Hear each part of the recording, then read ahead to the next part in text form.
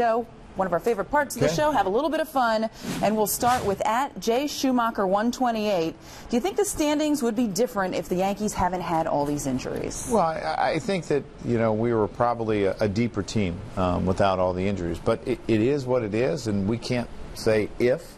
It's now, and we have to win games. Do you look at the way this season has transpired, look at where you are in the standings right now, heading into September with a chance, and think, I can't believe with all those injuries we sustained that we're still in the contention? Yeah, I mean, it's a testament to the guys in that room because we still do have a chance, and that's, you know, really to me, that's all you can ask for is a chance to make the playoffs, and we have that chance. Was there one injury in particular that you thought, this is really going to break us? I don't know how we get through this. No, I think it was a combination of all of them. When you start taking so many bats out of the lineup, I mean, in powerful bats, it's difficult. @TobySmithNY says, what is the most satisfying part of managing or coaching on baseball's biggest stage? Seeing players have success. It's always a wonderful feeling for me because I'll never forget how hard it was to play this game, and seeing guys have success, and a lot of times seeing young guys have success, realizing that they can actually do this.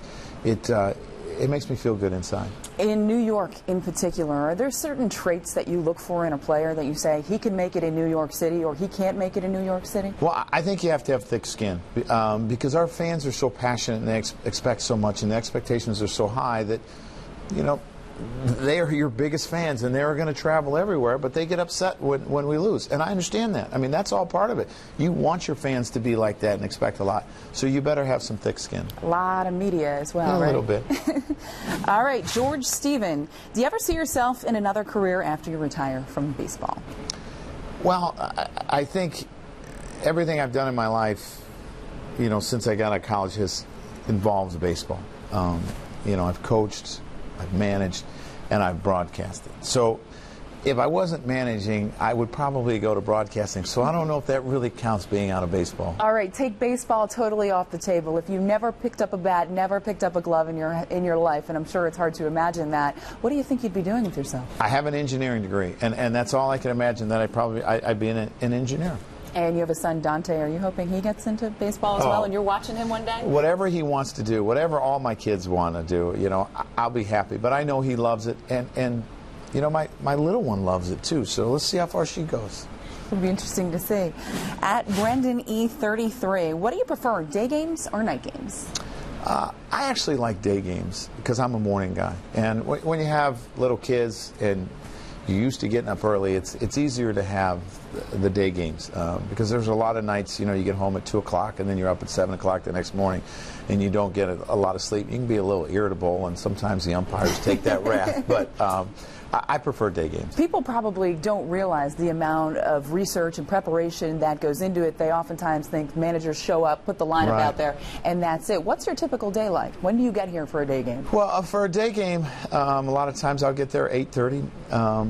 For the night games, I get there early. I'll get there at 1 o'clock. Plenty of time before the game, and you know, I'll do my stuff. And a lot of times, day games we don't hit because it's a day game after a night game, so you don't have to quite be there as early. We have one from Facebook, Brian F. Hudden. Have the Yankees looked into some kind of batting gloves with padding that might prevent all of these broken hands? You know what?